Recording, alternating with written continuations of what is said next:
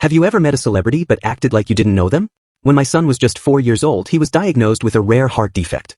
By the time he turned 7, doctors said he needed a complex surgery, one that could only be performed by a specialist in Boston. The price?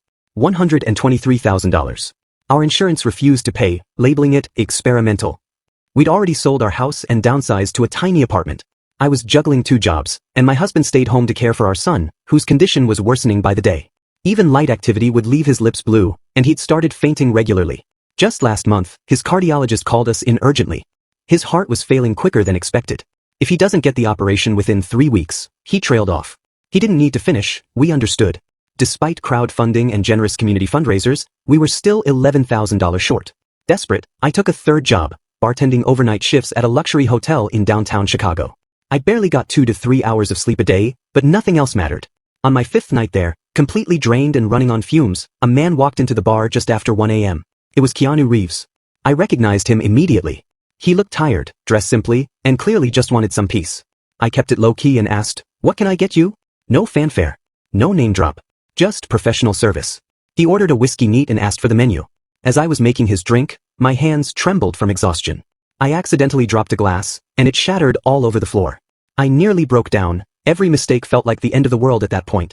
"You all right?" he asked gently as I scrambled to clean up. "Yeah, just a long day," I replied, trying not to cry. "How long have you been working today?"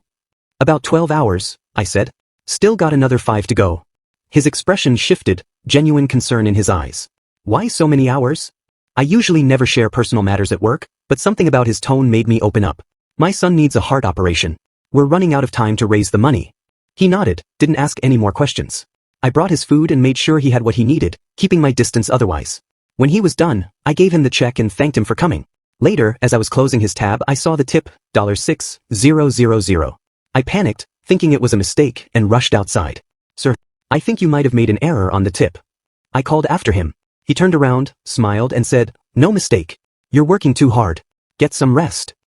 "I can't accept this," I said, even though every fiber of me wanted to. "Please do," he replied. "What's your son's name?" "Ari," I answered, still stunned. He nodded and got into his car. The next morning, I woke up to my husband screaming. I thought something had happened to Ari, but he was crying, holding his phone. The hospital had just called. An anonymous donor had covered every cent of Ari's surgery and recovery. 3 days later, we were in Boston. Just before they wheeled Ari in for surgery, a nurse handed me an envelope. Inside was a simple note. "Everyone deserves time with their kids. Care." 6 months have passed. Ari is now playing, running, and laughing like any other kid his age. I never told anyone who helped us that night. Some kindnesses are best kept between hearts, just like I respected his privacy when he walked in.